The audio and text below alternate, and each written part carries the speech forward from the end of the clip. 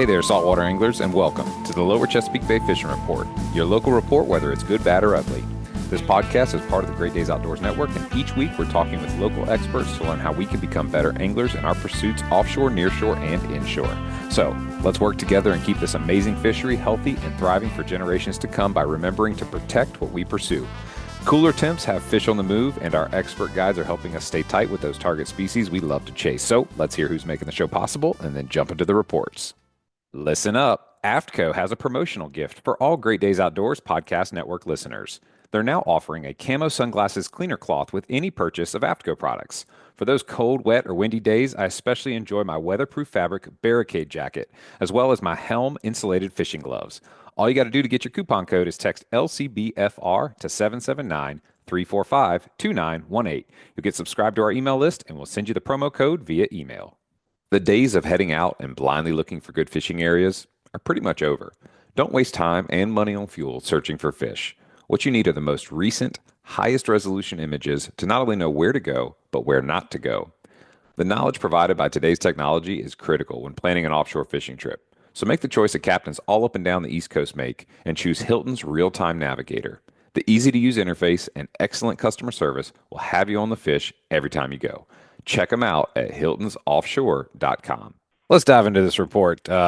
It's really cold outside, and there's snow on the way, but somehow some folks are still managing to get out there and get a bite from a fish. So I want to bring back one of our great captains that we talk with on a fairly regular basis, Captain Travis Kemp with Foolproof Fishing. How are we doing this evening, Cap?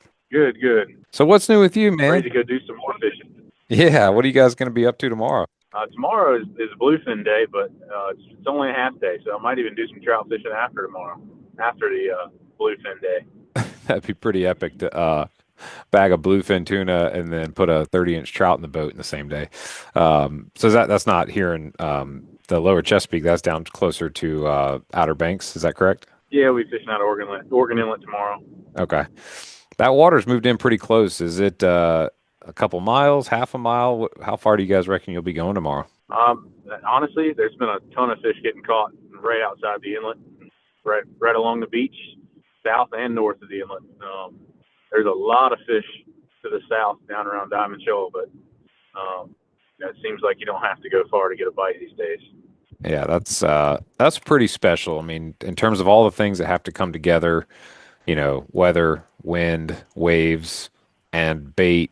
I mean, that's pretty special to be able to go out, a mile or two from shore and get a chance at one of these jumbos.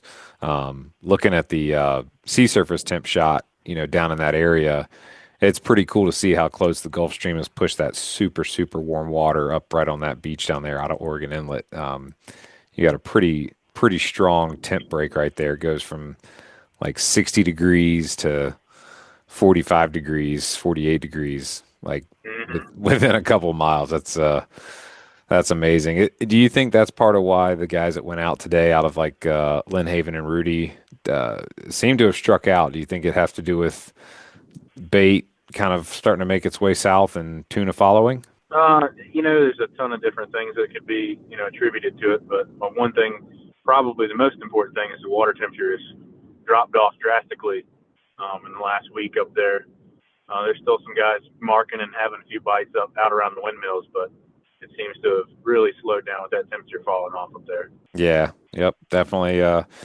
Stinks to see because, I think a lot of us, myself included, wanted to go, get another shot at them but between, holidays, travel, and bad weather windows, it's been tough for me to get back out there. But, it's awesome to see that folks down in Oregon Inlet area are still getting the same chance that we had there through, December and early January. It seemed like there for a minute, it was like if you got out there, you were going to catch one, maybe about a week and a half ago or so, and everybody and their mom was out there. Mm-hmm. Yeah, I don't use the saying very often, but what's going on out of Oregon Inlet right now is world class. I mean, my buddies Quentin and Stefan caught one on their jet ski today. That's insane. I think I saw a video of that. And the tuna is longer than the jet ski. And those two brothers are just, one's flying a drone and driving the jet ski, and the other one's got an 800-pound animal on the end of a, 200-pound line. It's amazing what those guys dream up and then go out and execute. Mm-hmm. So take us inshore. I mean, you guys have been catching a lot of trout and I think even a couple other species here and there.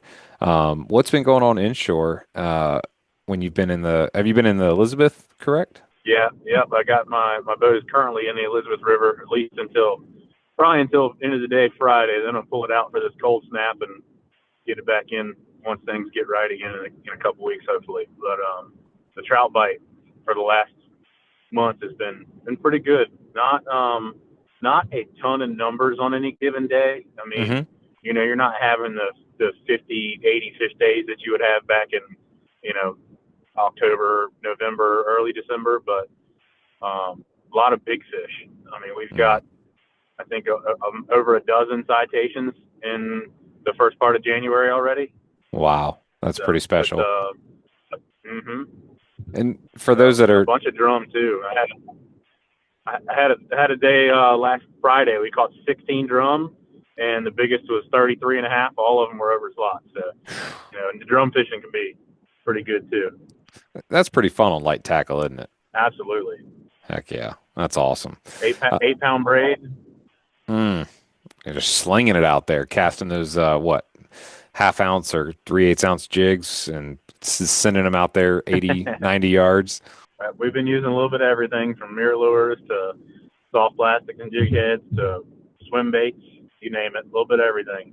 That's awesome. And for those that are listening that maybe have never gotten to hear you talk about foolproof before, tell them a little bit about your boat. What's the setup? What's the make? And then tell us a little bit about what you've been using to fish for these trout lately. Well, I have a 25-foot Southern Cross by Carolina Yachts. It's a pretty big boat to do the trout fishing thing with, but it's what I got, and it works. So that's what I'm using for now. Eventually, there might be a skiff in the cards, but right now we're gonna keep using what we got and making it work. But as far as tackle wise goes, most of the equipment, 6 to 7 foot medium light rods, 2K to 2,500 size reels, 8 10 pound braid, you know, 10 to 15 pound fluoro, real light stuff. Mm-hmm. Um, Here in the last couple of weeks, I've been doing a lot of finesse fishing in a 10th, 16th ounce jig heads. Really light finessey stuff when it gets cold like this. The fish slow down. Did you say a tenth or a 16th ounce jig head? Yes, sir. I don't think I've ever fished anything that light. So, I mean, that's super light. So that's where the 8 pound braid comes into play. Yeah, it helps you get a cast. It's you got to switch it up when it's windy. It is what it is. But when Yeah. conditions are right, the lighter you can go to be able to and still feel your bait is the best when it gets cold like this. Phew, man. Water temperatures. I've seen them in the past couple weeks as low as 39 and as high as 51, but the average has been right around 43. Wow. That's definitely some cold water. And I mean, how do you, I'm just trying to picture, casting a 16th ounce, jig head with a soft plastic on it, like maybe a small paddle tail or, yeah. Yeah, I've been using the little slicks, slick juniors, Z-mans, Mm-hmm. and the slick is probably the main thing I use with the 16th ounce because it actually has some body weight itself. Mm-hmm. Um, so the 16th ounce head just basically makes it get down a little bit faster. A lot Right. of people will fish them weightless because they do think they're more of a dense bait than a Z-man. Yeah. I'm a huge fan. Pure Flats, the maker of the Slick Lure and the Slick Junior, one of our Mm-hmm. sponsors of the show. And when I've been down in Alabama fishing with Butch Theory, who's the host of the Alabama Saltwater Fishing Report, we have caught a lot of fish on those slicks. And interestingly, a lot of different species, everything from a sheep's head to a drum, speckled trout, striped bass, and then some of that brackish water. You'll even get hit with by a largemouth bass or a alligator gar. Yep. It's such a versatile lure. And I think is it more about the profile or the action that makes it such a effective lure? I would say it's a combination of both. Like here recently, I've been using the little slick more, which is it's not as big of a profile as the Slick Junior and the regular Slick. Hmm. Actually, I caught a 29.5 inch trout last week on one. The little Slick is kind of like more like a jerk shad Hmm. style bait, real slim and slender. But I guess it changes with the water temp. Is probably the biggest thing I'd have to say for the profile. Hmm. When it gets a little bit warmer and they're biting a little better, I'll switch to something like a Slick or a Slick Junior because you can get bigger bites out of that. Catch a little bit better fish. And that's what it's all about, anyways. Yeah, I mean, I don't want to skip by the fact that you just said you caught a 29.5 inch trout. I mean, I've trout fished for a long time, and the biggest trout I've ever caught, I think, was 27.5 inches. So knowing that there's that kind of bite available is pretty incredible. I mean, is 29.5 the biggest that you've caught this season, or is that just what you were talking about catching on the slick? That is the biggest one that I have caught personally. Okay. But fishing in the river, in your next cast, any of your next cast could be a 30-inch fish. A good friend of mine caught a 31.5 incher yesterday. So Gosh, man. That's a dream fish right there. And anytime that somebody's pushing that 30-inch range with a speckled trout, I mean, obviously we like to pick these arbitrary numbers like a 30-inch or trout or a 60-inch Kobe or whatever as these like, benchmarks of success. But I mean, there's a reason it exists. It's because it's so rare to find a speckled trout that size that you can get to eat. And I mean, how big that 29.5 incher, how many pounds does a fish like that typically go? it's all speculation, but I would say it was over 8 pounds in my opinion. Yeah. Um, I know the one that he caught yesterday that was 31 inches was 9 pounds and some change, almost 10 pounds, 9 pounds, 13 ounces, I think he said. Wow. That's a And that's monster. measured on a little, like a little um, Bubba hand scale, Right. but they release them all.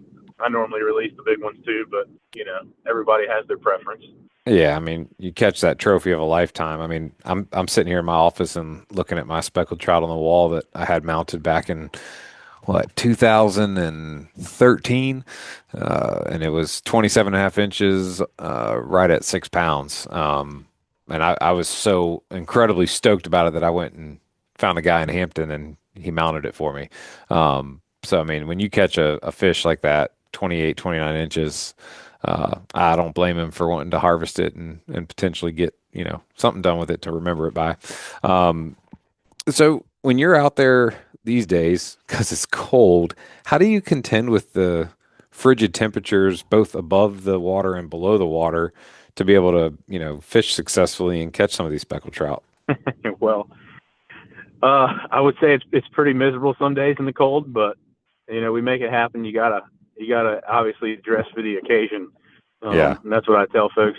You can always take a layer off, but if you don't have it, you can't put an extra layer on if it ain't with you. So right. make sure you have plenty of stuff that you're wearing. Gloves are definitely a big help. I've got I even wore my fish monkey sun gloves that I wear during cobia season, and it even that helps. Just a little bit helps your hands. Hmm. You said fish monkey? Yeah, Fish Monkey is the brand. They make some really good sun gloves. Okay, very cool. I recently got a pair of those Aftco. Shoot, I'm gonna butcher the name. Let me look it up here real quick. Breakwater, the breakwater gloves, and I wore them Hmm. out for tuna fishing, and I was really impressed with them because they feel like a knit glove, like they don't have any seams, but they actually have a waterproof membrane that is sewn in between the layers. So it's actually, if you can imagine it, it's a waterproof knit glove. So like when you put it on, you've got all the dexterity you could ever want. You've got the, the electrostatic touch so you can still do your phone and whatnot. But you can, manage a rod and reel no problem. You could handle a wet fish, deal with, putting your hands in the water a little bit and you don't get cold because you don't get wet. So I was, I was pretty impressed with those. If you don't have a pair, I would highly recommend grabbing some for your next trip, because they definitely keep your I hands might have warm. might have to try that. You know, when you get done and you're having to like clean up the boat, that's like typically the worst time, like when your hands get the most cold, like doing the rinse and the cleanup and putting the flush on the back of the boat and all that stuff is normally when you do get water on your hands and it's already freezing cold.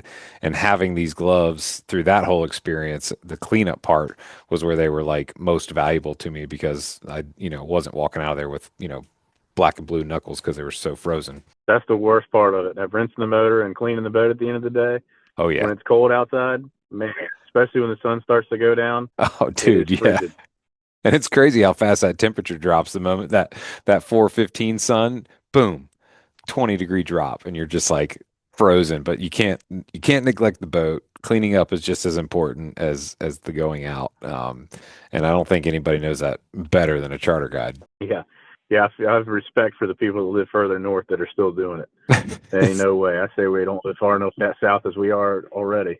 Yep, that's the truth. So take me below the water. These fish obviously aren't behaving like they do in the fall and the spring with those like, 55-degree water temps. So when you're fishing in that what, 44, 43-degree water, how are you?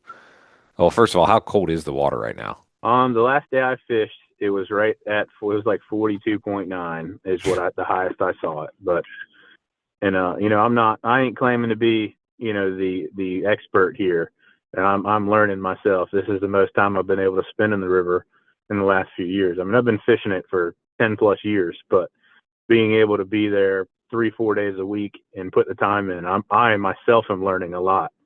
And the biggest thing I've noticed is when it gets cold, which it makes sense, is just slow down and use smaller baits, and it's making a difference. Got it. So how slow are we talking? Because it's been a minute since I've been, speckled trout fishing, and I remember having a hard time really getting it like slow enough, if that makes sense. I told one of my clients the other day, I said, you need to fish it so slow that it's painful.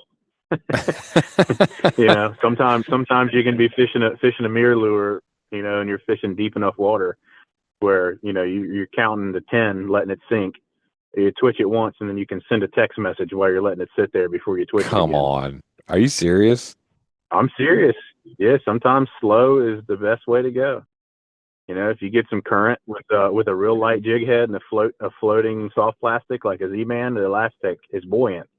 You can throw it Mm, in the current and just let it go in the current. You can get bit never even working it. that's so interesting because I guess they're cold water or cold-blooded in cold water. So they're just like that they're more lethargic or just literally that their like bodies can't move that fast because they just don't have the ability to. I think they're more lethargic because they definitely move. I mean, I use my electronics, and the fish in the last couple of weeks have definitely been moving a lot. They're not just sitting there stationary, but I think they are less likely to strike, and more or less are taking advantage of the easy meal, since they Mm. don't have to expel a lot of energy to bite. Right. That's definitely something I can picture in my head. Like, if I'm as a human being like really cold, like I just want to sit there and conserve energy. Like the idea of like getting up and walking a mile to go have a piece of bread doesn't feel worth it. I'm just gonna stay seated and try to stay warm. So it's almost like I'm Yeah, picturing what you're talking about. It's like they're gonna maybe eat if it's convenient, I guess. Is that a good way of thinking about it? exactly. That's right. That's a good way to put it. Okay. So talk me through that 29.5 incher. What were you fishing? How were you fishing it? And what was the bite like? It was like I said, I was using a real light jig head, and I was using the little slick, and it I mean, it was as soon as it hit the bottom, I popped it the first time, and it ate it. Hmm. Wasn't nothing special about it. Just your average trout fishing, and if I wasn't sure if it was a drum, and then I actually thought it was a drum, and when it came up, it was like, holy cow, look at that thing. That is always the fun surprise I remember. If you get a good bite and you're getting a good pull, you're like, all right, this is either that trout I've been waiting for, or it's going to be a puppy drum. Not that a puppy drum's disappointing. That's still an awesome catch. But pulling up a 25-inch plus speckled trout, just get your adrenaline going real quick, almost like as exciting as a bluefin Yeah. bite. From a bite and fight standpoint, it's hard to beat a drum inshore. I Hmm. mean, it's probably the most fun fish to catch inshore.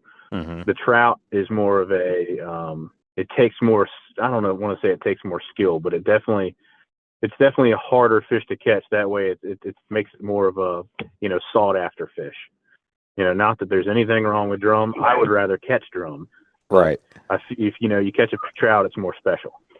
For sure. I think it takes a lot more tactic and I don't know, patience and like thoughtful intent, to actually get that speckled trout bite over, 25 inches. Because, like you were describing, drum is a little bit more aggressive and, dare I say, dumb. They're down there on the bottom, just Hmm. rooting around in the mud.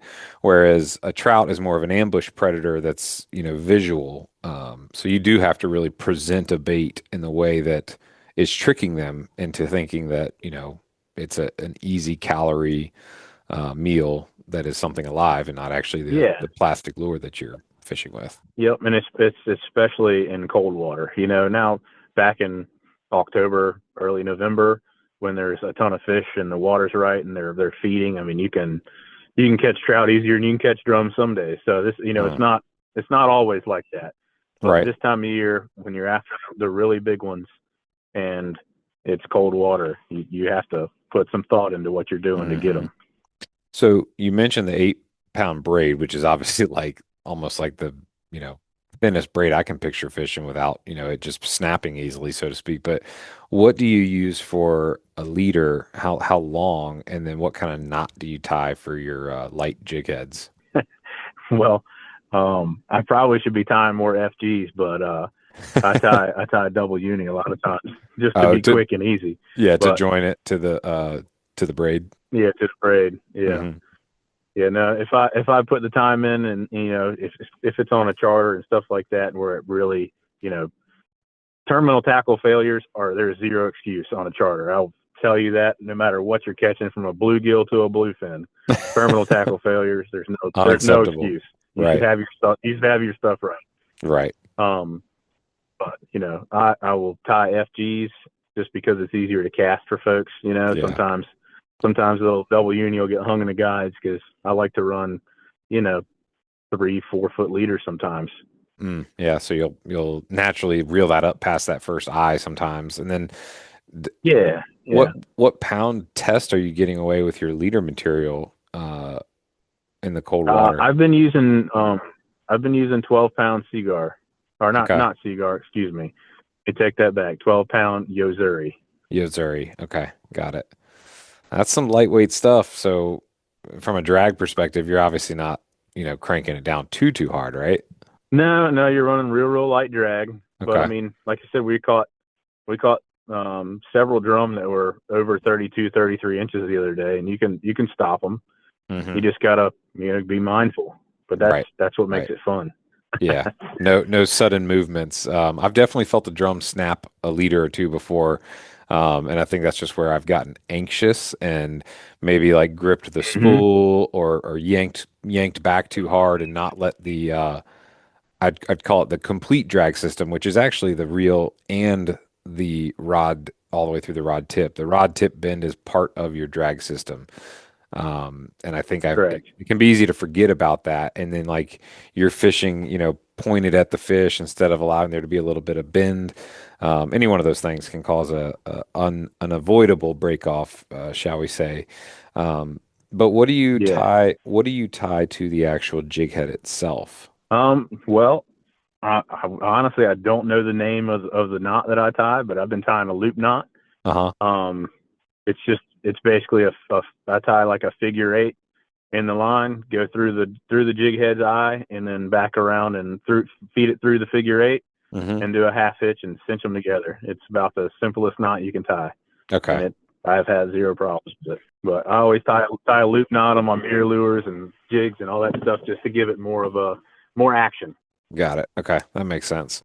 This episode is brought to you by Saltwater Marketing, the agency built for outdoor brands that want real results. If you run a charter fishing business, saltwater marketing helps you attract more anglers with custom websites, social media management, and proven ad campaigns. They understand the fishing industry because they live it. From SEO to storytelling, every project is designed to grow your bookings and keep you focused on what you do best, putting clients on fish. Learn more today at saltwatermarketing.net and start turning your passion into performance. So you've kind of given us a good idea of, what our tackle setup should look like, what our best options are probably for, super lightweight jig, probably a slick junior or something in a similar profile, and then just getting super, super slow and tactical with it. But as we're like creeping along a riverbed or an edge or maybe an oyster bed, what are some of the sort of beneath the surface features that, in your opinion, seem to hold more fish or more potential fish than others when you're in that 42, 43-degree water? Like, what kind of stuff are you looking for? Well, here lately, I've been finding them on flats. The edge of flats, I should say, between 12 to 8 feet. Hmm. But close to a drop off where it'll go 15, 20 feet. Okay. And definitely looking for oysters is something that is helpful anywhere around oysters. I don't know if it's because it keeps the um, you know different structure in the mud, or if it's it keeps the bottom a little bit warmer because there's so many of them there. I don't know. And like I said, I'm some of that stuff I'm still learning myself, but definitely there see more concentration around oyster beds Hmm. and mud flats with a ledge seems to be the key here lately. As you were talking about that, I kind of got this crazy idea, and I know you're a bit of a self-proclaimed um, fishologist, whatever you want to call it. You like to A study fish nerd. a fish nerd. You said it. I Yeah. wasn't going to use the word nerd, but a student of the biology and whatever else is going on down there. Have you ever considered, as you were talking about it, I was like, I wonder if the fact that like oysters are a natural filter and clean up water too. And so like when you picture like the Elizabeth River, which is actually kind of a brackish, tannic, sort of dirtier water than say the bay or the ocean. Do you ever wonder Yep. if perhaps because of the fact that they're filtering that maybe the water nearby the oyster bed or downstream of the oyster bed is cleaner, clearer. I don't know. I might be out on a limb here, but I was just thinking about that. I was like, I wonder what you think about that. I don't know. I mean, it could very well be something to it. I'm not sure, but I know they like to congregate around oyster beds in cold water for sure. Yeah. I mean, it also, I guess, those little nooks and crannies are there. Is it often like a little sort of bait haven too? Yeah, yeah, because you'll notice if you look at it. I mean, at least me, when I look at an oyster bed on my bottom machine, you can see the oysters and you can see the little divot in the mud around it. Uh-huh. And I think that's a good little spot for small bait fish, like gudgeons and whatnot to hang out, which should naturally attract a trout. Okay. Yeah, that makes sense. Yeah, it's fun to think about all the little factors that go into it. But something else that's important, and you and I have talked about this before. You've given us some good advice with like drum, cobia. I think even we talked about striped bass one time, but a speckled trout is not obviously a huge fish. It can get, big, those 8, 9 pounders like you've, talked about. But what's the proper release method and handling for a speckled trout? And the reason I ask is I know they're a little bit more delicate than like your, scaly puppy drum, for example. So how do you handle speckled trout that you plan to release? Well, my biggest thing is getting them back in the water as quick as possible. Don't let them flop around on the deck and take 30 pictures with it and then send it back as a mud dart. There's certainly people that do it, but you know I think that it's the studies have showed that you having a rubber mesh net, and especially if you get it, if it's damp when you net Hmm. them, is much better for them. Don't handle them a whole lot, and get them back. But trout are definitely a more delicate fish, but I don't think they're as delicate as people say they are. I got one of the guys who mates for me during the summer works for Marine Fisheries in North Carolina, and he said they're the softest fish out there. They're easy Interesting. to kill, Yeah. according to some of his studies, but um, that's an argument for a different time. I don't know. I Yeah. just do my best to make sure they survive, and that's all you can do. Yeah. The rubber net sounds like one of the biggest deals in terms of protecting their scales and whatnot. You know, those other nets that we typically see with the like kind of like a hard coated thin rope. I imagine that rubs and damages, you know, their scales pretty quickly and easily. Oh, 100%. I mean, you see what it does to the cobias during the summer. You Hmm. net a big cobia and throw it in the fish box and pull it out at the end of the day, and you're like, man, this thing looks like it's been to war. Oh The yeah. tail fins tore up and all that stuff, Hmm. but they're quite a bit more resilient. Yeah, it was either you or Robbie or Andy that pointed that out to me one day, and I never connected the dots. I've always noticed that the cobias, you know, in the box have that little, you know, slit in their tail, and I just always thought it was like just kind of a normal thing, and never put two and two together. That's from when they're folded up in the net, and the Yeah, net that's slices from them. when they're in the net folded up. Yep. That's That's so wild. It's cool to just kind of sit back and really think through some of the things that happen with fishing. I was talking to somebody the other day about, you know, I just got back from snowboarding out in Breckenridge, Colorado, with my good friend Dave and my buddy Luke. Yep, another Luke. We call him Little Luke. I'm Big Luke. Mm. Both age and size reasons. But at any rate, you know, we were snowboarding and you know, we stopped by one of the shops and we're talking to some of the guys, and it's like it's so easy to just, you know, put on a pair of boots and jump in a snowboard and go. But like when you really slow down and start looking at, okay, what is the degree of the binding angle? What's the position of the foot pad? Is it forward back? How am I using, you know, my bindings? Do I use a wraparound toe or over the toe? What's the heel stance in the back? You know, all these different things. Do I have a triple camber, a reverse camber? And it's like when you start to actually spend the time thinking about the configuration, then when you actually get the opportunity to put the board on the snow, your experience is that much better.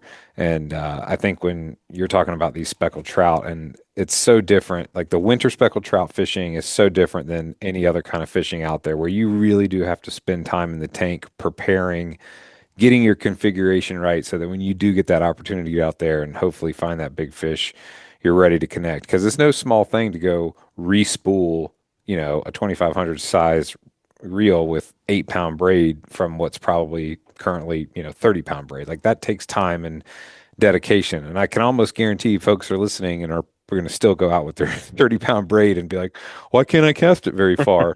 You know? And Yeah, why am I getting a wind knot every cast? right. Um, it's I feel like, you know, back to the snowboard analogy, it's like you have to like commit, like it's exciting, you're there, you want to just get out and go, but it's like no, walk over to the tool bench and spend the 20 minutes, you know, getting it right before you go out there, and it's going to be have such a huge difference in your experience and your success.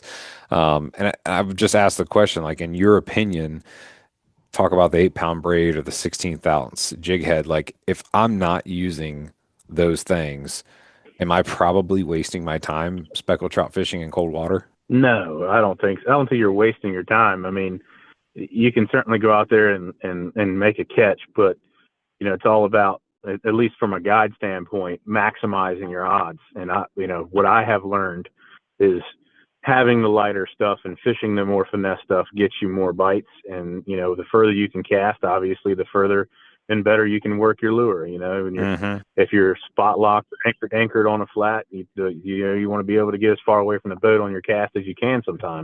Yeah. Sometimes they're right underneath your trolling motor and you don't even know it. But Yeah.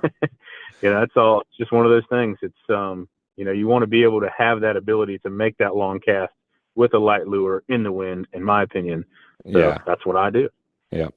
And then if it is getting windy, I mean, do you still try to fish for them and beef it up a little bit, or do you just try to kind of pick your weather days Yeah, correctly? well, obviously, you want to pick the best weather days you can, but Yeah. there are ways and spots you can go when the wind gets a certain, I guess, speed to Direction. where it makes it miserable to fish. Yeah. Yeah, Yeah. direction. The river snakes, and it's not like it's the bay, so you can get away from the wind in there most of the time.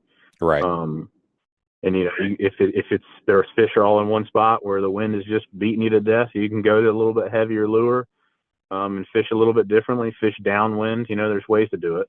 Hmm. Um, But that's what it's all about is figuring it out and finding ways to make a catch when others don't, or when the conditions say you shouldn't be.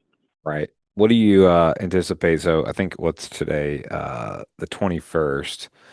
We've got this, very large winter system that's moving towards the middle Atlantic. It may or may not do much for the, Norfolk Hampton Roads area. Um, but regardless of what it does or doesn't do, we're going to have, some cold temperatures. What do you think that will or won't do for the speckled trout fishery, as we move towards like February? Does an event like this change the game at all, or is it, you know, not that Well, big of a I'll be deal? honest with you, it worries me pretty bad. But the last update showed it not being as much. Um, but if we get 15, 10 to 15 inches of snow, and then it's not warming up over 35, 36 for the next few days, it's not going to be good for these fish. Mm, Now they're pretty resilient. They lasted through some stuff last year, and we didn't lose as many as I thought we would. But you know, this has potential. If it goes worse than what they're forecasting right now, there could be a big fish kill, which I hope doesn't happen because, obviously I want to get back after them once this cold snap is over. But right. we just have to wait and see. It's one of those situations. Yeah, and what is a fish kill? Like when the temperatures get that cold, like how does that actually happen? Well, they'll get cold stunned, and then just once they get cold stunned, they can't operate right. They won't feed, and they end up belly up in the back of a creek. Ugh. We saw some of that in Lynnhaven last year, and a little bit of it in the river. It wasn't too bad in the river last year, but I know it was pretty bad for Lynnhaven last year. So hopefully that doesn't happen. Yeah, I North do. Carolina actually closed the season because they had such a bad fish kill down in Oh, the western side of the Sound of the Pamlico. yeah, that hurts to think about. And I remember seeing some pictures from like down in like Bird Neck Point area and some of those large flat areas where I guess those fish had kind of like come up to try to find some sun and some warmth in the shallow, and then like the I guess the sun goes down and it gets cool and they don't move quick enough and they get that cold stun like you're talking about, and then it's just game over Yep. for them. And man, it's hard to look at because it's just like in a lot of cases it's like you look and you see these couple hundred of dead fish, and obviously it sucks to see 100 something dead fish, but then to see some of these really big ones in there and be like, oh man, like that was somebody's memory that was going to be made, and it's just there it is dead, Yep. Yep. It sucks. It does. It really does suck. I mean, the saving grace with the Elizabeth River is there's a lot of deep water. If they are smart enough and feel this coming, they'll go deep, and the strong will survive. I think when it gets bad like that, there's always going to be some that get caught up in creeks and shallow spots and don't move quick enough, and then they get cold stunned and they can't swim and don't process water through their gills and they're belly up. It just Mm. is what it is. But let's all hope that doesn't happen. Yeah, for sure. You said a bunch of stuff there that, again, just reminds us that you are, in fact, the fish nerd, all the data points and talking about, fresh water through their gills. I never even really thought about that if fish aren't moving through water, they're, I guess, not oxygenating themselves. Yeah, if it can't swim because it got cold stunned, it ain't processing the oxygen out of the water, and that'll be its detriment. Yeah, it's crazy to think about. So, last question for you. If I'm out there and I'm trying to catch a speckled trout and, I've looked on some flats, I've seen some big maybe a little bit of a small temperature change, and I see a big change in depth from say 30 feet to 6 feet, and I'm using my 16th ounce jig head. I've got my braid right, and I'm still just not even getting a sniff. What would be your advice to me as a recreational angler? Like, what might I do different? What should my mindset be?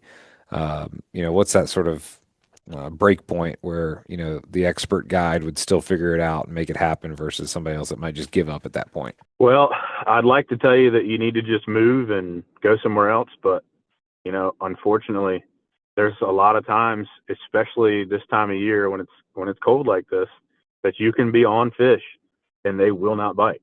I mean, I Mm, had I had a school that I was on a week or so ago when we had that little cold snap, um, and they were, I mean, looking at my side scan, and I had fish all over my boat.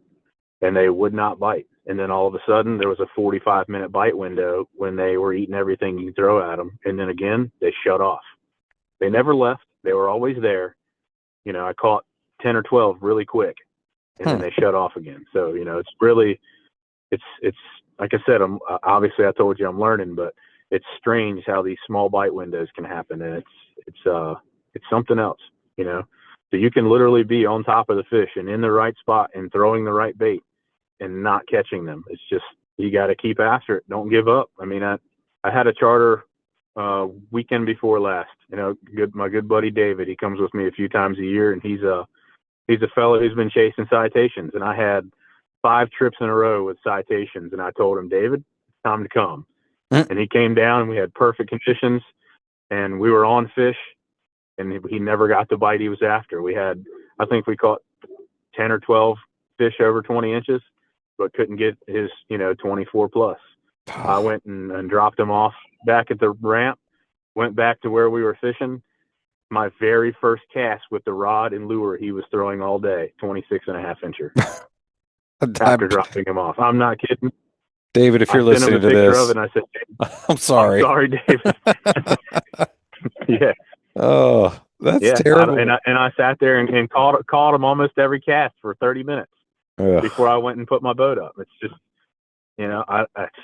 it's frustrating. I don't know why they do that. That's what I'm trying to figure out. But obviously, if you knew when and where to be at the exact right time every time, then it wouldn't be no fun. Yeah. No, it's kind of reminiscent of the cobia bite. It's like sometimes they're there and they're ready to eat, and other times they're just, on the bottom and not interested in Yeah, anything. And you got to just wait it out and be resilient and be patient. And I think that, you've got the benefit of going often, and so you're able to you're able to have that experience of like that valley time, that low and nothing happening, but then feel the reward of being patient and it actually happening. And then you kind of build confidence, which then supports your ability to be more patient. So if anybody's listening to this, I think the takeaway would be like, you know, lean into the experience that Travis is sharing and use that as leverage when you're out there to be a little bit more patient and give it a little bit longer and trust that if there's going to be a bite that happens, like it will happen. It might take some more time than you're, expecting. yeah, yeah. Don't give up because it doesn't come instantly. It's sometimes you got to grind it, but the reward is certainly worth it when you pull in the one that you've been chasing. Yep. It's funny as you're talking, it's like, man, ain't fishing and life so in parallel, the lessons that we learn. Yep, very well is. Got to be patient, got to be consistent, got to stick it out. Well, man, if folks are listening and they're like, "Shoot, I got to get out there and go speckled trout fishing with somebody that can, at least put me in the right spot." I still got to do the work. I got to cast. I got to retrieve. That's right. Um, I you're not can gonna, I can find them. I can't guarantee they're going to bite, but I can certainly find them. It seems like. right? Yeah, there's no such thing as a charter where they literally just put the fish in your hand for you to take a picture. You got to do some of the work. How do folks contact Foolproof Fishing and get booked on a charter? Well, you can contact me through either Facebook or Instagram, or I even do some TikToks now. I'm ashamed to admit it, but or give me a call 252-435-5967. We got speckled trout and red drum going on through March and April, and then May we're back in Little Creek and chasing big drum and cobias for the next 5 months. So Yep. lots to do, lots of fishing. Yeah, and man, that season is literally we're gonna blink and it's gonna be here. It's basically the end of January right now, and then we're gonna go February, March, and then you're gonna blink April, spring break, and boom, we're into May. So is now is the time. If you got a choice date or a tournament that you want to fish, this would be the time. I know we're gonna have a lot of cool tournaments this season. Of course, Cobia East with Kyle Bell Holmes. That one's typically the first or second weekend in June. And then there's a couple other small time tournaments, and then there's the big Wallace's tournament that's going to be a season long Yeah, the tournament. new Wallace tournament. Yep. I'm real excited about Looking that, forward to that man. one. Yeah, especially for, recreational anglers that maybe have a smaller boat or don't want to always have to push it if it's like super cloudy or choppy. It gives you the opportunity to fish on a day that's comfortable, safe, and fun for you. So definitely go check out, Tony over at Wallace's. He's going to be updating, rules and regulations and working real hard to make sure that it's fun, fair, and most importantly that you're competing in a very honest tournament, which I think is one thing that he does super well. So, yeah, Hmm. time to book that would be now with Yeah, Captain Travis. Get your date on the calendar. all this talk about Kobe has got me fired up. I'm ready. I am too, man. I think there's nothing sounds better right now than like a hot June day, like an 85-degree June day with a warm sun blasting out of the inlet, with a couple of cold ones on ice and a live well full of, bunkies or eels or whatever your choice bait is, and just going out there with your boys and having some fun chasing cobias. I think that's about as good as it gets here in the Lower Yeah, Chesapeake. yeah, I'm ready for it to be 90 degrees and sunny every day. Hmm. But like you said, I don't have but a couple weekend dates left, and a few dates left in June, and a couple in August. Still got about a week or two open in July, but dates are already filling up pretty fast. So if y'all want to go cobia fishing or chasing big drum, you need to call me now. Perfect. Yeah, definitely do it. And if you're not sure about what kind of cobia or drum typically get caught aboard foolproof fishing, and I'm not saying this as a guarantee, Captain Travis, so don't worry, I'm not going to oversell it, but just go look at his page, go look at the Instagram, I guess the TikTok now. I'm sure he'll be doing some real trendy, bites and maybe a dance or two. I guess that's what the kids do on No, TikTok. no dancing. No dancing. We'll make the fish dance. But the foolproof boat tends to find or come across some of those larger drum and cobia. So if that's what you're after, that's the boat that you want to get on. Captain Travis, anything that we haven't covered or talked about relative to speckled trout that you want to share with the listeners before we wrap up? I think we covered most everything. I'm hoping that hopefully I can learn some more in the next month or so, and we can talk about that next time. Perfect. That sounds like a plan. And something I always value and respect about you is that you've always got your learning hat on and you never have taken on that attitude of like, oh, I've got it all figured out. And that's something that is very admirable and easy to respect in the way that you go about what you do, protecting what you pursue, learning about it, and just always evolving and improving. Wish you a lot of luck tomorrow as you go out there for that bluefin tuna, man. Hopefully we get a good report that you guys connected with one. Yeah, I'll be in the trenches rigging the ballyhoos tomorrow, so hopefully we can catch a couple. Well, I hope you can still feel your fingers after you get done rigging those ballyhoos. I don't know what the temperature is going to be, but I think it stands to reason it could be a little cold. Nah, we'll be all right. It's supposed to be a little warmer tomorrow, I think. It'll Oh, be good. pretty. Good. And I guess once you get out there in that Gulf Stream in that 65, 66-degree water, it kind of helps with the surrounding air temperature a little bit too, doesn't it? Yeah, I don't know. We'll be going out there, but we'll see what we can do. I think that most of the fish, some of the better fishing today was right outside the inlet and in that like 55-degree water. So it's going to Okay. be a little chilly, but we'll be all right. Copy that. Well, man, thanks for hopping on and catching up with our audience, telling them a little bit about what you've been doing with the speckled trout and about the upcoming season, man. We always appreciate having you on the show. Yes, sir. You have a good one, Mr. Luke.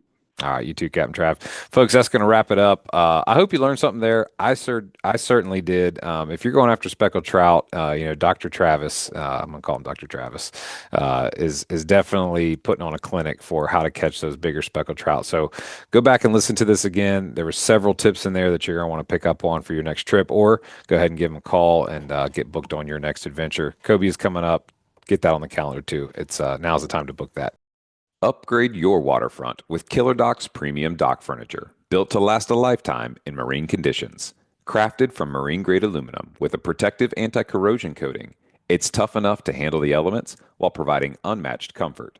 Featuring sunbrella cushions with fast-drying, removable covers, our furniture stays securely in place even in storms. Choose from cabanas, club chairs, love seats, tables, and more to create your perfect dockside retreat. Durability meets elegance at Killer Doc. Check out the full collection at killerdoc.com today. Warning, this product contains nicotine. Nicotine is an addictive chemical. Black Buffalo products are intended for adults age 21 and older who are consumers of nicotine or tobacco. If you're 21 or older and use nicotine or tobacco, it's time you charge ahead to Black Buffalo, America's only credible smokeless tobacco alternative. Black Buffalo dips just like the real thing, but without the tobacco leaf or stem. Get it now at Wawa, Circle K, Sheetz, Love's, Pilot, Racetrack, and many more that you can see on their store locator at blackbuffalo.com. Black Buffalo Tobacco Alternative is everything you love about dip, nothing you don't.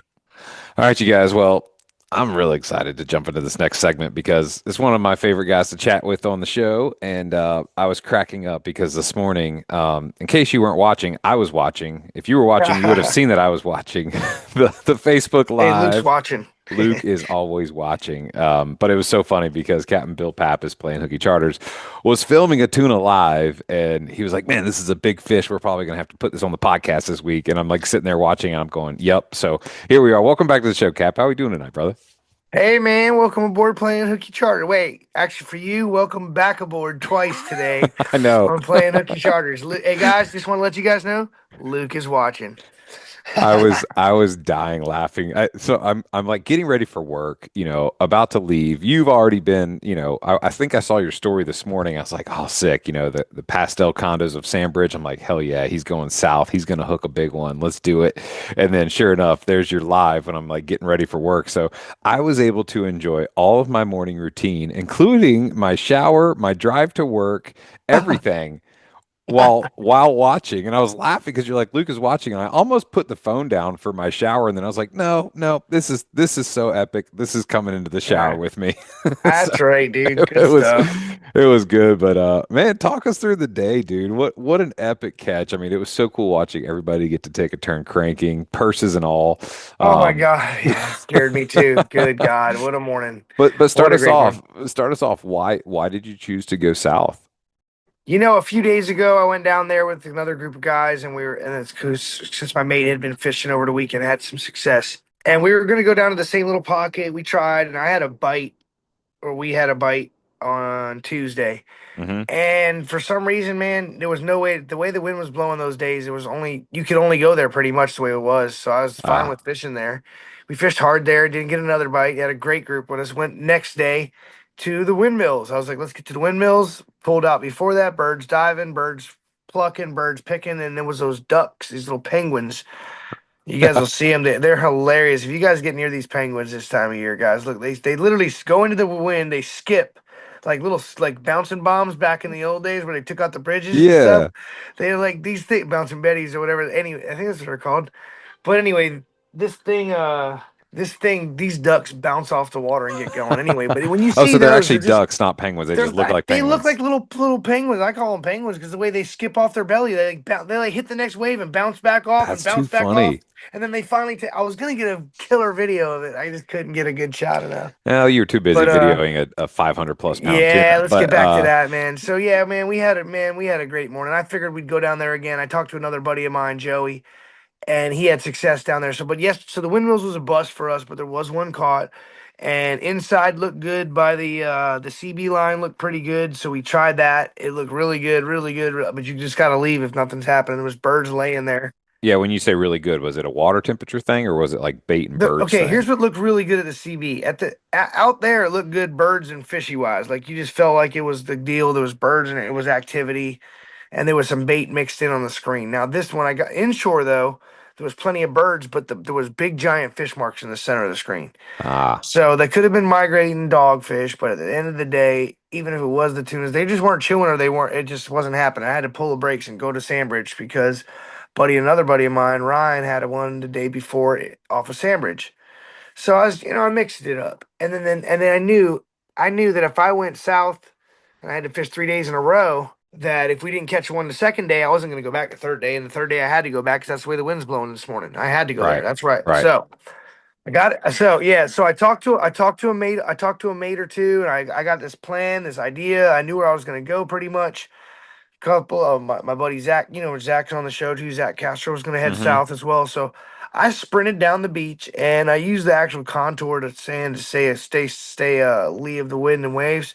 It Yeah. was a beautiful morning, man. Everybody had a great time riding down the beach, and I eventually cleared the Carolina line.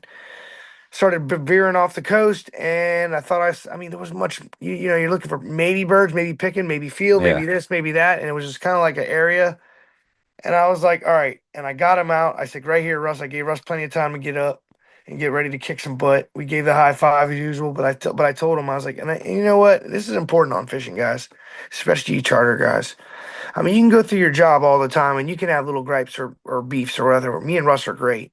Hmm. But sometimes if you don't clear the air, man, you could have a bad vibe or bad juju on the boat. Yeah. So what you got to do is just make up. If you do something wrong, even if you didn't know you did it and it bothered somebody, you just apologize or you say, "Hey, Yeah. hey, we need to work on this, and we're going to be a way better team." Yeah. Stuff like that. And then when we both are on the same page again, great things happen, man. I put on the Yeah. Hawaiian music, put on the reggae, man. We were good to go. I brought in some shoyu chicken I made for Russ and I, man. We were ready to rock, man. I did some hula bula. I was pumped, man. I was having a great time in the cabin, pumping the crew up.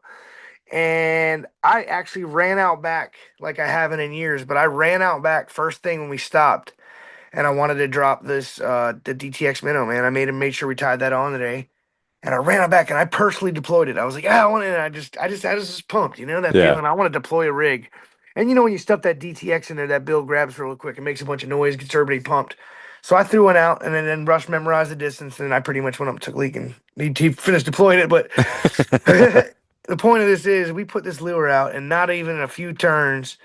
And I remembered going east and west. I felt like that was going to be a better bite than cross current going into the current or with the current. Right. And sure enough, I took a turn and we're on. Boom. Not, I mean, we didn't have lines over very long. Really, we didn't. I felt like it was like 8:30 or something. Does that sound about right? We were on It does. Yeah. 8:37. Was it just Yeah. one DTX in the spread and then some Joe shoots with ballyhoos, or what was Yeah, your there you total go. Yeah, spread? Okay. we had a normal spread out, no mojos because we were inshore. That Right. was the other thing too. When you guys talked about the channel the other day, the problem was the water was dirty. I was going to ask The about that. water was Yeah. dirty. The water was dirty on the inside, and it was a little bit, well, of course, colder. It was 47 out there by the windmills, and it was 45 inside. Yeah. And the water was just dirty. So I was like, man, even if you're not running mojos down, smacking them in the head with a lead and they're They chasing it, can't what hit see me? it. Yeah. Yeah, man. How many times they probably been banged in their life with fish and be like, hey, what was that? And they ate Right. it. Yeah. So, I mean, I'm just saying. So we slid in. And anyway, down south, it was very nice water too. So we're hooked up. I throw the live on. I run out back. I get a customer that is a repeat, and he's wearing the same, like he was a year ago. He went with us, and he's 2 for 2 on bluefins on the boat when he gets Oh, on the boat. wow. So he gets on the. I'm like, hey man, Is get this up the here guy real with quick. the Aftco jacket, the gray Aftco It jacket? was orange. It was an Orange. orange Orange. jacket. Yeah. Yeah. And I go, hey man, not bright orange, just a kind of duller orange. And Yeah. I go, hey buddy, come on in here. And he comes on in, and I'm caulking him through. I was like, look, I'm gonna go to this. I'm gonna run up top. You're gonna throw this on neutral, and I bang my foot. I run up there as fast as I can, and I don't bring any jacket. I just flew out there. I didn't care. Yeah. And I jump up there. He throws it in neutral. We get everything straight. The fish is pulling out it's to my right when I'm looking back, which is going to be the port corner. Yeah. And I turn the boat and it's on. I get this thing we get this thing in a pretty much a good position where we can fight it. A couple times I have to throw it in reverse. We're live. Everybody's joking their friends on Facebook. Like they know the guys in there. There's Mark Yeah. Geller and the guy and these other guys all busting their chops. Being like, tell him to crank harder and tell Russ great job. Russ's friends and John Healy and John Heel and or how and everybody's having a good time, man. It was fun. The girl, she ran out. She's a regular's daughter, and she ran out with her purse on. I was like, yo, That's dangerous. like my daughter's reeled her own hair into the spinning rod back in the day, and that was nuts. Oh, Oh my god, because it had to be like some of it got knotted in there. Anyway, point is, I got that purse off her next round around. I was like, yo, do not no. get that off Yeah. her right now. Like, Yeah. yo, There's this so is much tension and pressure on those yeah, lines. It's like we yeah, one forget little how much. crank. The Yeah. key, yeah, the key was I kept telling him. I was telling him, I was like, look, the key is to pass that rod when you get tired, before you get tired. Not when you're tired, before you get tired. You're like, hey, I'm about to get tired. I'm getting tired. And we actually had a scare today. The guy, while he was cranking, flung the rod in the air. And Russ Oh, I caught did. it. I heard that. I You heard saw that. that? I haven't watched that part yet. I gotta Oh, go. dude. I wait about 3 days I before I can couldn't even watch see it. it. I couldn't see it go airborne, but I heard you say that the rod went airborne, and I was like, Oh God! no. So I moved the camera in time or something. See, So there's a Russ lot caught going. it? Yeah, yeah, he did. He got it. Dude, I gotta tell you, Magician. Yeah, that magician. that's some quick reaction time. He's great. He's awesome. I think he also was holding the rod So while it flew out, he not only caught it, but he wasn't when he had his hands on it, he was holding the rod from bending. He wasn't holding a The entire weight around. Yeah. 450 pound. Well, you know what? What is a 450 in the water? 450 in the water is probably about 275. Yeah. Think about it, because you're in Yeah. water, your buoyancy is different. Right. Yeah. You're not like But actually anyway, but holding still, up that weight. yeah. Yeah. But even 275 on a rod that's bending its butt off is crazy with a piece of string, dude. That's what I love about fishing, man. That's Like, awesome. and so, all right, so we get this fish over to the boat, and I can already tell the way it's fought right off the bat, the way it's taken some time, and just the way I'm thinking. I'm feeling like it's all right. This is a fish here, man. Yeah. And sure enough, I don't know if it came out in the live, but I was seeing it far, and eventually we got this thing to the surface. Now, when it came to the surface, we got it over to the boat. I was like, this thing, and I was there, and Russ and I already knew, like, uh-oh, it's not the one. You can't kill it. And we were knowing it, and you got to be really delicate when you're getting a hold of these fish, man, that you really don't bleed them and Yeah. hurt Yeah. these fish, because they got to go back, man. And everyone was wanting it to calm down, but me personally, as much as they want it to calm down, I'd rather it be frisky. We Yeah. get it over with, and it goes away frisky. So, Yeah. I mean, they take longer to fight, different ways, different boats, different drags, different captains, different times. I mean, Well, and I noticed because I remember a couple of shows ago, you were like, hey, remember, if the fish is hooked on the left side of its mouth, then you want to fish it off the starboard side. And if that's the it. fish is hooked on the right side, you want to fish it off the port side. And That's it. I remember in the middle of your video, you're like, all right, guys, I got a good look at it. The fish is hooked on the left side. We're fighting it off the correct side. And you guys were fighting it We're off the in there. starboard side. I was Yep. like, dude, that's the tip right there. But I also, There it man, was. Russ, if you're listening to this, man, I want to give you like some serious kudos, dude, because you got it done all by yourself. Now, not all by yourself, but obviously you were communicating. And that was the thing I heard you say a lot. You're like, communication, guys. Let's talk, let's Yeah. talk. Great And communication was key for man, sure. the way that he was like, yeah, let's go neutral, one motor, two motors, and Yep. then just talking to the anglers, it was just awesome to watch Russ work down there under your direction and like Yeah. interacting with the customers. Dude, it was just like he Yep. really did such a great job. I really felt for him though, because dude, that's a lot of pressure when it's that end game. And then the And he's fish is holding. right there, and Oh my he's got to God. get that gaff in the right spot and then try to get the lure out. I'm like, dude, that's so much pressure, and there's so much weight, and that fish makes one move, and like Russ is going in the water. You know what I'm saying? And like he Yeah. did it, and then like he Huge got the mouth, gaff huge out, fish. got the thing out. I was Got like, the dude, lure out. We got the lure back out, the pliers. it's such a Man, big deal. And like you think about how much pressure you feel when you're thinking that you're going to harvest a fish that size. Like I feel like the pressure goes through the freaking roof. oh, But you when know what we it's didn't even like, talk about? We skipped. Speaking of pressure, how about it charging the motors 3 times in a dude, row? dude, The oh my hardest part of gosh. so okay, so we're back in the middle of the fight. We've passed it off a bunch of times. The rod just about flew in the water. We're back. Right, All right. right, and now this fish decides to do the old. Let's see. First, it does the I'm straight up and down. I'm straight Yep, up and down. I'm straight up and down. So what I do is I put 2 motors in gear, yep. and I literally pull the fish and tow it, where you're gonna lose a little bit of line, but if you're in 50 or 60 feet and it's straight down, it could be 40 feet down, 50 feet down. And by doing this, you get away from it, and it Yeah. literally puts your dog on a leash and walks it behind the boat, where it raises them into the water column.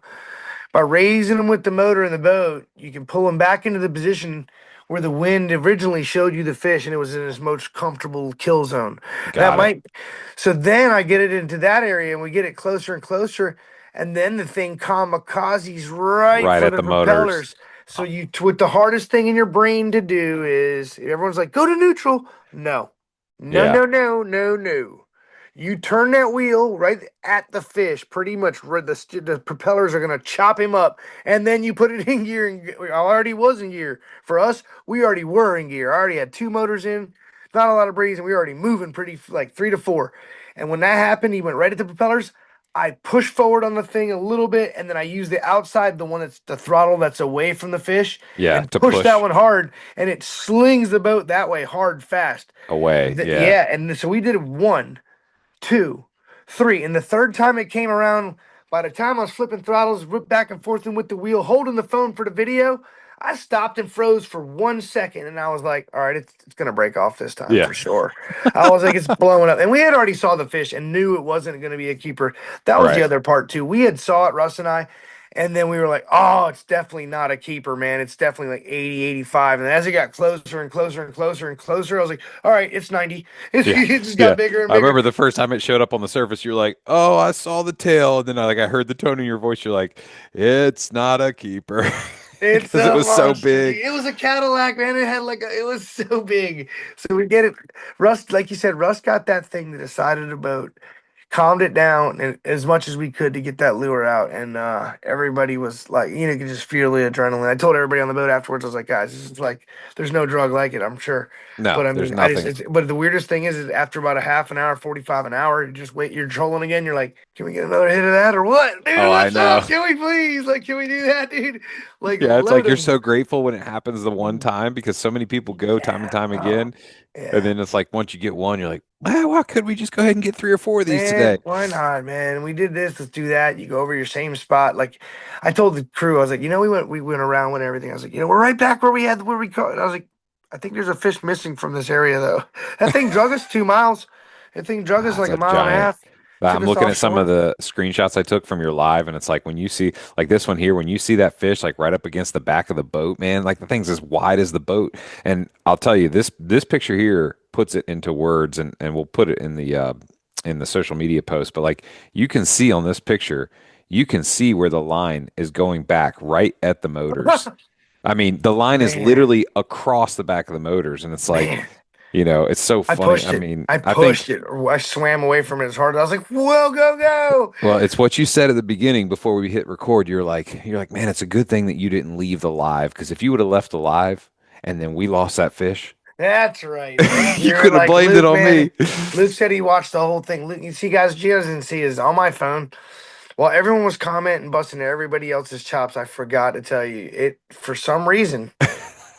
Luke never left the podcast, but or the live, but it kept saying Luke Luke is is watching. watching. He's Luke is watching. watching. Luke Barton is watching. And every like I was trying to. Eventually, it stacked in there so many times that it had like 10 or 15 of them. I had to scroll down to find everybody's comments again. Oh, So I was trying to stay in touch, talking with the people on there, and driving the boat and watching the that's fish and so keeping everybody silly. safe. I'm gonna I get a like, phone mount. I need a phone mount. yes, I need a phone that mount. you can just like with like a big C clip that you can just pressure clip I'm on gonna get somewhere. some. It's a motorcycle one. You get a Yeah, motorcycle one for motorcycles, but it's some kind of special case. I heard. yeah. But I mean, because it's cool to have that to watch that. I mean, there's Oh TV yeah. shows and productions, and I ain't the funniest, but I'm out there talking. Do you hear me getting quiet or being speechless? Yeah, No. Oh yeah, speechless. You I you was made the being funny, you dude. made the speechless joke and then you made the high hopes joke. It was I it was, was yeah, dude. great. I was I was laughing out so there, hard. dude. And I was Yeah, like, I got to give a shout out to Mike Hosang with Fishing for Mortgages. He was on the show last week because they ran out there and managed to catch one on his 24-foot boat. And he always jokingly calls it the little boat that could, but he had one of his buckets on there. That was seen in your live, the green bucket with the rainbow handle or the gotcha. red, white, and blue handle. Yeah. So we'll say that between the bucket from Fishing for Mortgages and Luke Barton is watching, those were your two good luck charms that helped seal the deal on that fish today. Yeah, man, that was cool while y'all were watching after. But I tell you what really got it was my luck for my birthday, man. We needed that fish from last time. I was on here telling you about how bad we That's needed that right. fish. That's right. Yeah, so Yeah, to and be happy honest, belated birthday. yeah, it's all right, man. But we had some. I appreciate that, Luke. We had Yeah, some man. good. What it is, you build up your numbers. I always look at it like that. When you don't catch fish and you're trying really hard, it happens. But all of it, you're building your numbers up, and then eventually it's gonna happen. You just fish real hard, and Yep. we're out there again tomorrow.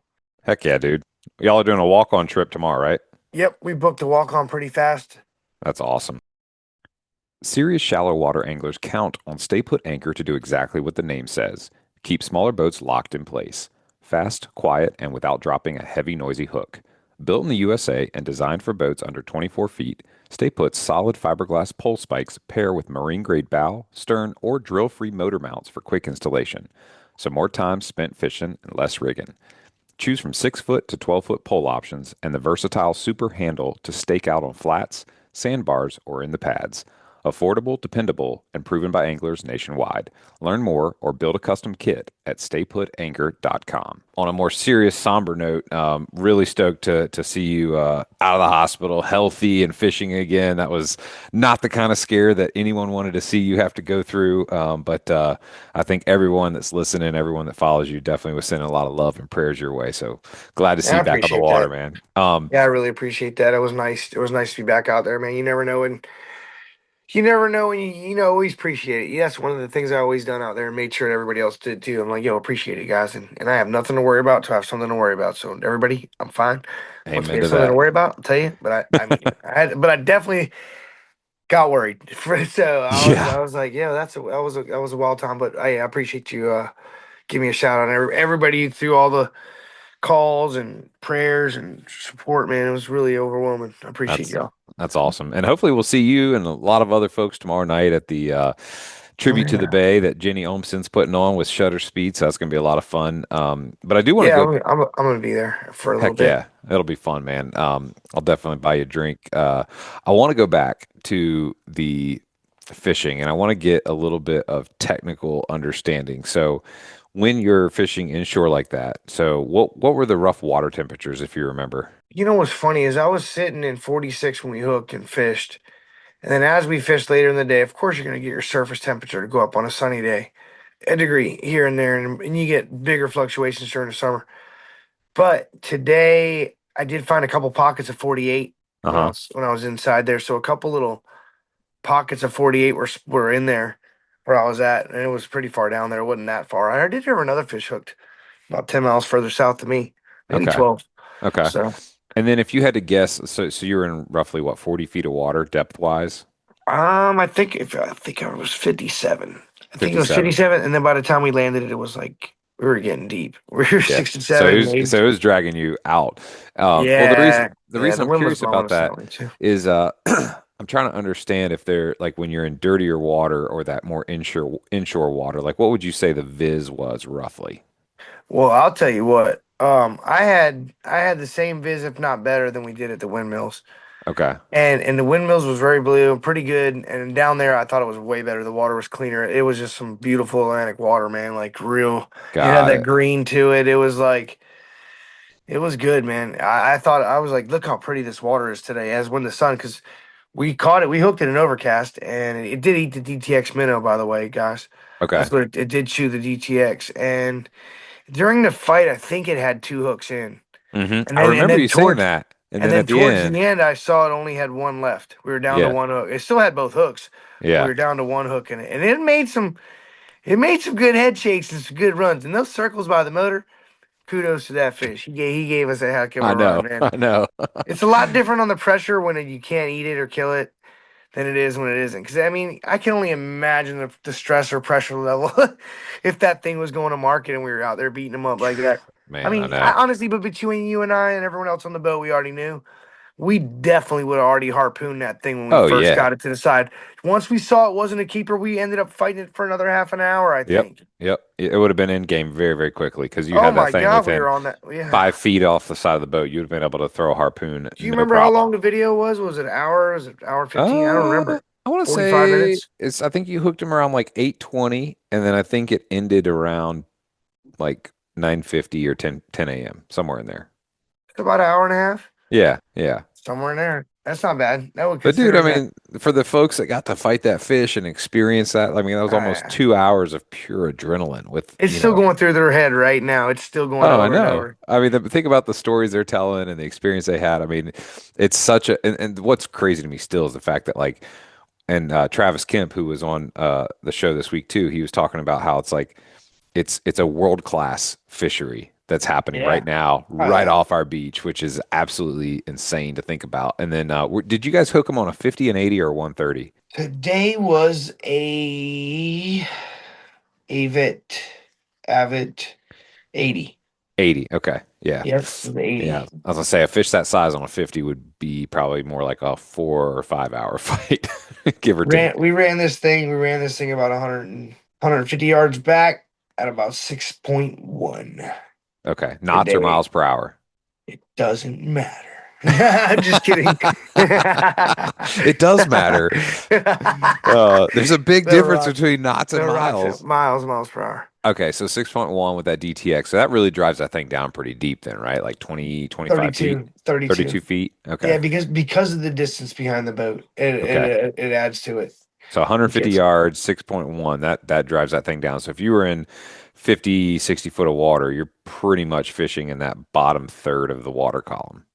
Oh yeah, well yeah, that was the key. Is a lot of the bait was marking a little bit lower, and the fish have been biting a little bit lower. Interesting. Interesting. And I don't like using the mojos on the beach, Yeah. even though they might work just fine. I just I liked using the DTX. I just felt like it was going to be a clearer looking, like more like a fish wiggling Hmm. and jiggling. Oh yeah. Do they make any noise down there with like vibration? I might, it might, I think it might, I think it's just the hooks though. I don't think it has a rattle inside that, but Okay. we used one that honestly, it had been beat up. This thing had been punched and slung and chung. It didn't have the paint on the sides. It was, and you know what? Got him. Those fish don't seem to discriminate too much when they're fired up and ready to eat. They just go after it and eat, man. And Yeah, I Russ just tied that great, man. I had a weird vibe the night before. I was like, "Hey, man, we haven't run one this year." And I was like, "Yo, Russ, do me a favor, man. It's time, man. We got to run a DTX, man." So we're that's gonna be awesome. talking with Nomad and redoing that thing hopefully this year with them, and maybe they'll even do some more filming again like they used to do. Well, and that was the other thing. I was glad to see that you guys got your lure back because if That anybody was cool. anybody listening has ever gone and bought a DTX minnow, those things are like $90. I mean, that is not a cheap lure. So, Oh, it's a good lure. yeah, kudos to you guys for again. It's like I think we've talked about this in last year on the show. It's like if there's one fish in the sea that will test for any imperfection in your gear, it's a bluefin tuna. I got a So, good one for you. Side story. All right, so here it is, real quick. All right, here's a side story. We had a DTX minnow back in the day. The same. Wow. was it the same I one? wonder if man, Luke, I'm gonna dig the video up later down the road and get you it. But all right, here's the I story. remember last year you caught your Here's the one of your story. first ones on a DTX, a green. If anybody remembers Facebook about 7 years ago or 6 years ago, there was a picture of a mako shark with his mouth with a gaff in it, wide open with a DTX minnow in it. And it's a crazy shot. Like I've got it still. It's amazing. Now, the story behind that. They had to be a certain inches to keep, man. 83 inch. Oh Uh-huh. man, there's two stories with this one. Then you're gonna get them both real fast. But here's a great one. So that this day, it's me, Matt, Marcus, and Robbie.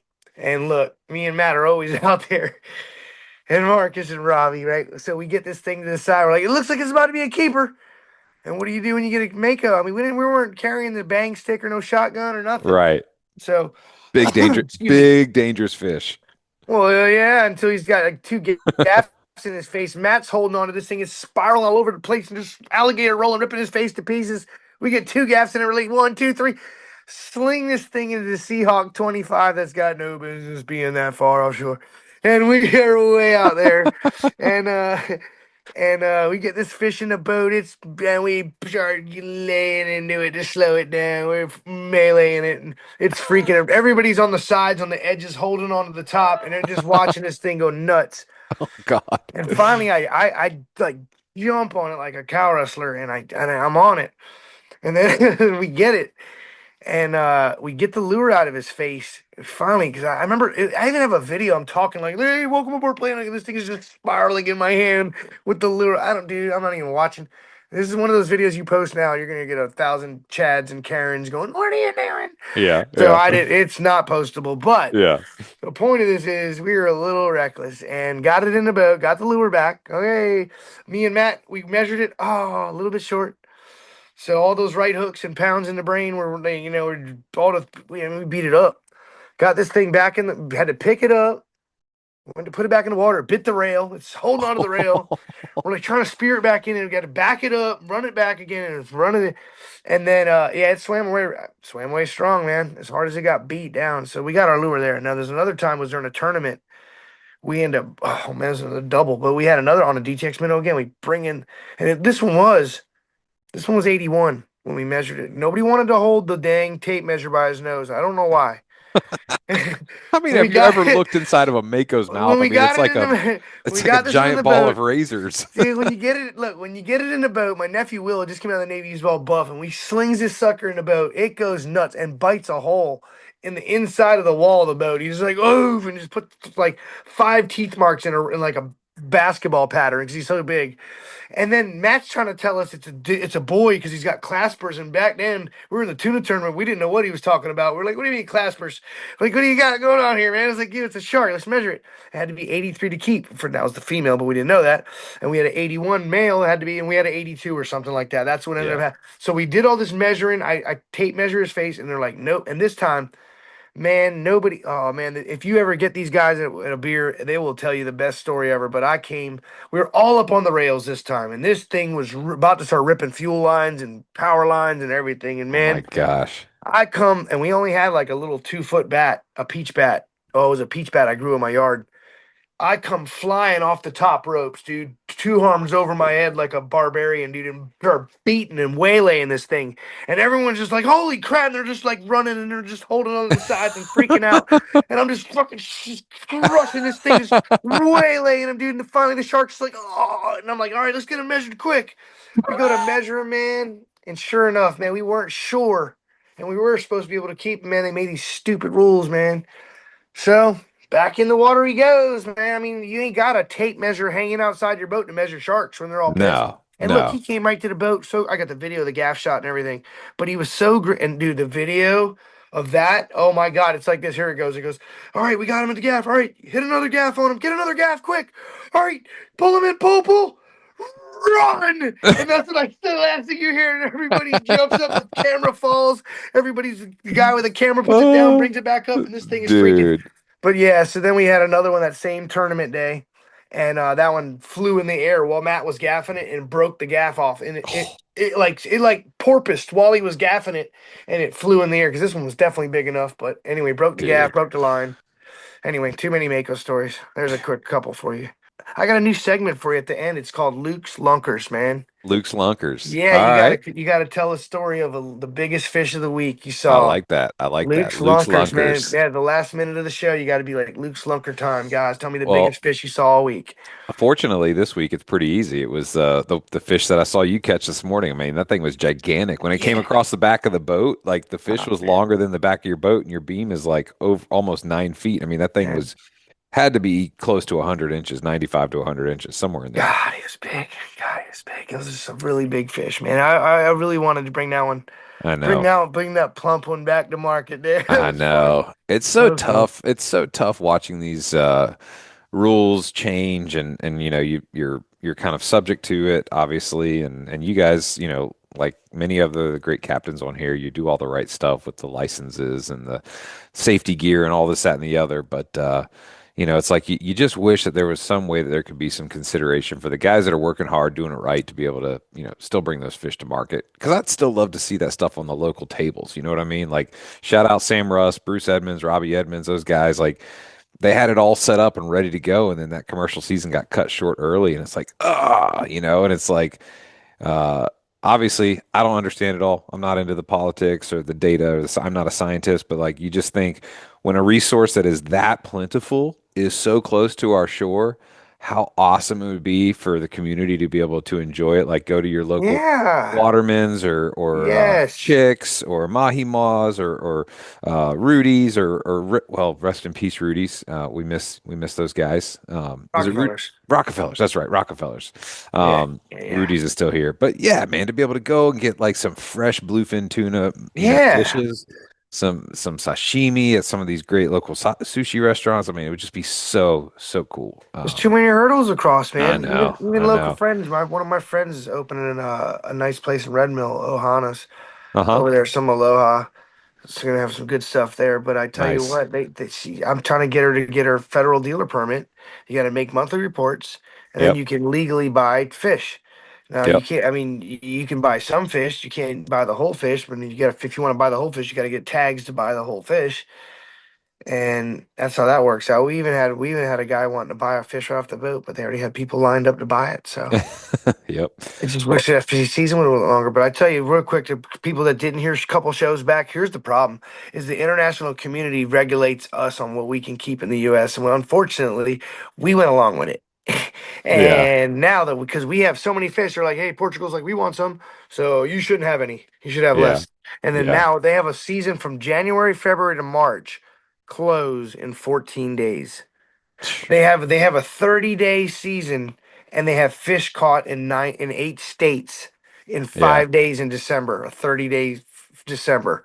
I mean, Dang. guys, it's just so misregulated that I can't wait to. Oh, speaking of that, I did get a message from one of Trump's staff, and Oh, they want to meet. They want to talk about the Menhaden situation in the Bay. interesting. Yeah, they want to talk about that, and we're going to talk about bluefin and restaurants and Dude, that's a big deal. flaming hoops to get fish on the table, local, Yeah. fresh when it's Yeah. here.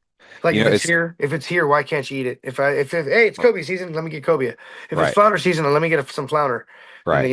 You can't just not just the market that sells fish at the restaurant. That's a great Right. place, but you got to be able to have a restaurant that's trusts its buyers. Maybe have some charter captains that get it somehow be able to sell their fish because if people buy fish for restaurants and they have a guy that's got to be the buyer. He's got to Yeah. know his fish. Yep. He's got to know that fish are fresh and then trust the people he's getting it from. And Yeah. once you have a rapport and you trust the people you're getting it from, you get good fish. Right. And I it's mean, all I mean, about sustainable sourcing too, because it's like yeah, guys like you are going to be responsible in your catches, but obviously there's guys out there that are going to, rape, pillage, and plunder the resource without any regard just because of the almighty dollar that they can get for it. So yeah, it really all comes down to getting folks aligned around a framework and a vision that is doing it the right way throughout the whole supply chain to make sure that the community that goes out and pursues it can enjoy pursuing it, and then the part of the community that enjoys partaking in it can enjoy partaking in it. yeah, man. You want to have sea bass at the restaurant from the sea bass season. It's Bingo. tough. It's tough to find. Bingo. Um, well, in closing, I want to know folks that are listening and they're like, oh my gosh, I gotta watch a live. I don't want to watch live. I want to be in the live. How do they book? How do they book or walk on with playing hooky charters? How do they get connected with you to get out there and go chase a bluefin tuna or whatever is coming up next in the season? What do they got to do? All right, they got to go to playinghookycharters.com, and then we'll have the walk-on section. You can get on the walk-on list. You can also book trips. We're doing the bluefin season right now. We still have people wanting to go bluefin fishing in February, which we're going to take them. That's fine. As there's fish around, we're going to run.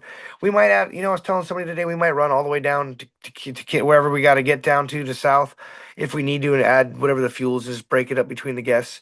Just add a little extra there at the end instead of what we would normally charge. But Right now on. that we're still in range, we're still doing that. We're gonna do black sea bass in February. You can find us on Facebook, and we are gonna be selling our motors here, so be looking out for that in the Ooh, next few days. We're gonna be selling our 300 Yamahas and put a good deal together because they're very new and we need to have them gone so we can use that towards our new motors that we're getting. And it's kind of like what year are those motors? those are 2022s or 23s, I believe. But they only are 2 years old, so I'm gonna guess Perfect. Perfect. Yeah, I mean, 2022s or somewhere in there. and I can attest to this because I watch you do it all the time. Every single time there's a service, you're doing it. Every Yeah, oh time yeah, there's something that needs to be done, like any sort of warranty work, Troy Marine's doing it. So, you if there got it. was a set of motors that I would trust to put on my boat, it's the set of motors that a charter guide is taking offshore every single day of the week. That's the set of Yeah, motors that I want. So, I mean, yeah. are we able to get a hold of those motors for a reasonable price, like under 40K or Yeah, that's what? right. Yeah, Okay, that's what I'm looking to do. That's what I'm awesome, looking to do. And I'm also going to have the autopilot available as well, and two steering wheels. beautiful. I think I get new. Yeah, I don't have the steering wheels. I don't have the same because they don't have helms on them. Right, You got to right. get the helms, the steering wheels for Yeah, upper because it's station, all lower station, electronic. It's all electronic in the electronic. back. Yep. Yeah, I was That's gonna crying be about. sweet. I was crying about that on the. I was getting my work out there. I was like, man, this is a lot of work. But yeah, Uh, it's good stuff, guys. that's They awesome, take man. take good care. Well, hey, I know it's late at the night and you got fishing early in the morning. You were I fishing all do. day. Thanks for hopping on the show as always. Love Yeah, the stories, love learning some of those nuggets. Like I said, that tip about where that fish is hooked and how you fight it off the boat. It was cool to see that in action today and help bring that fish in that much quicker. So thanks for being on the show, Captain Bill. We always appreciate you, man. you got it, man. Thanks a lot, Luke. Good having you. You know what? I just so y'all I always know Luke is watching, guys. You know what was really funny? I What's said that? that comment with the little musical note, and I was like, in my gut, I'm like, I know he's gonna sing it. He's gonna sing it. And sure enough, as soon as you read it, you're like, oh, Luke's always watching. And then you're like, I always know that Luke's watching me. Immediately you sung it. Ah, I I was like, got you, bud. I know it. DJ Pappas is coming out. I knew it. I knew you It were gonna is, do it. dude. It was happening. I was like, I'll never let you go, Jack. I'll never let you go because Luke is watching. Oh, that's too funny. All right, you guys, that's going to wrap it up this week. Stay tuned for a quick word from our sponsors that make these great segments free for you each and every week. We'll have to start talking about Luke's Lunkers. So y'all be safe out there. Yeah, be safe in the snow. Make sure you're prepped. You got all your water, your supplies, all that good stuff. And we'll look forward to talking to you guys next week. Turn your dock into more than just a place to park your boat with Slipski's Dorado Oasis cover. Engineered for both beauty and protection, the Dorado Oasis transforms your dock into a shaded, all-weather living space, perfect for relaxing by the water or entertaining friends. Built from marine-grade aluminum and premium fabric, it also provides year-round protection from sun, rain, and debris. Whether you're lounging dockside or keeping your boat covered and ready to go, Slipski delivers comfort, convenience, and peace of mind. Slipski, think outside the boathouse. Visit slipski.com. All right, y'all, that's going to wrap it up this week. Please subscribe, rate, and review wherever you listen to podcasts. And remember, to get your free APCO Camo Sunglasses Cleaner Cloth, text the acronym LCBFR to 779-345-2918 to get your promo code and be added to our email list so we can send you the new show each week. You guys keep on whacking them and be safe out there.